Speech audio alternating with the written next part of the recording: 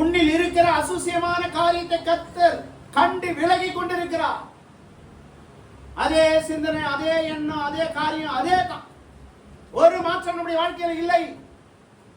இயேசுவை அறிந்து கொண்டிருக்கிற நான், ஆண்டவர் உன்னிடத்தில் ஒன்றை எதிர்பார்க்கிறார். உன் இருதயம் சுத்தமா இருக்கணும்னு நினைக்கிறார்.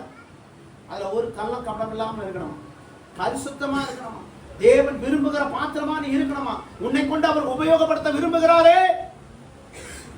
எப்படிப்பட்ட பாத்திரமா இன்றைக்கு இருக்கிறார்? அல்லேலூயா. ஒரு காட்டுல ஒரு குரு சிஷ்யனும் யாகம் பண்ண போயிருக்காங்க. அவங்க எப்பொழுதும் ஒரு ஆற்றை கடந்து தான் போய் பண்ணுவாங்களாம். அப்ப குரு சிஷ்யன் முடிச்சுட்டு வெளியே வராங்க. அந்த ஆற்று ஓரமா ஒரு பொண்ணு நிக்கிறான், ஒரு வாலிப பொண்ணு நிக்கிறான். அந்த குரு சொல்றாரு, டே சிஷ்யா, நம்ம பெண்களை கூட திரும்பி பார்க்க கூடாது, அந்த பொண்ணை பார்க்காத வந்துடணும். இந்த சிஷ்யனுக்கு ஒரு மனிதாபிமானம். அவர் ஆற்றை கடந்து போயிட்டாரு. இவன் அழகா அதை கையை பிடிச்சு அந்த ஆற்றை கடக்க வச்சு ஆற்றை விட்டு போயிட்டான். அவர் போய் அந்த பலிபீடத்தில் உட்கார்ந்து கொண்டு சிஷ்யனை கூப்பிடுறார், டே அபிஷ்டு, நீ ஏன் அந்த பெண்ணை பார்த்த, ஏன் அந்த கையை பிடிச்ச, ஏன் அந்த கொண்டு வந்த? யார் கேட்கறது? இந்த குரு கேட்கிறாரு.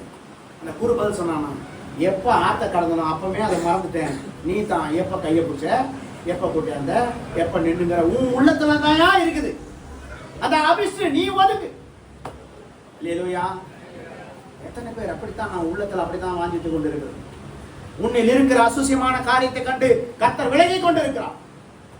இயேசு உனக்குள்ளே வாழ விரும்புகிறார். எத்தனை பேர் இருதயத்தை இயேசு கொடுக்கப்படுது? அல்லேலூயா.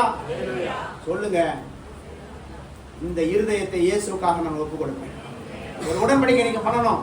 இயேசு என் உள்ளத்திலே வாசம் பண்ண வேண்டுமானால் அநேக காரியம் உனக்குள்ளே இருக்கிறத விட்டு விலக வேண்டும்.